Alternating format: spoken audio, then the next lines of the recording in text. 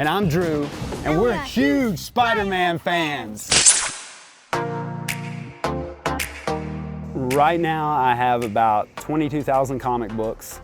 The ones that I would consider the gems of my collection are Spider-Man comic books. If you ever wanted to know what 22,000 comic books looks like, it kind of looks like that. So when I was 4 years old, I remember my parents walked me into this little convenience store in the town I grew up in, and they bought me some comic books, and I was hooked.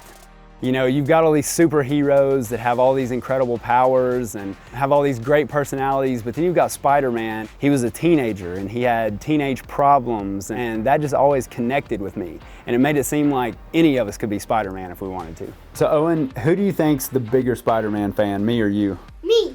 You? I thought it was more like a tie. It's a tie. When he was 2, I took him to meet Stan Lee. Do you still remember that? Yes. And we got to go get a picture made with him, and I kind of turned towards Stan just a little bit, and I just said, "Hey Stan, thanks for everything, we really appreciate it." And he kind of looked over at us and he said, "You betcha."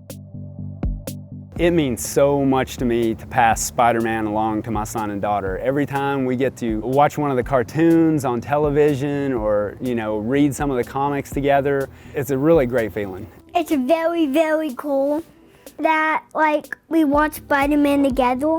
I still go to the comic shop about every week and I'll get new comics and we'll sit there and read them together. And now that he's in 1st grade and he's starting to read, they're becoming one of the first things that he's kind of reading a little bit. So it's really cool.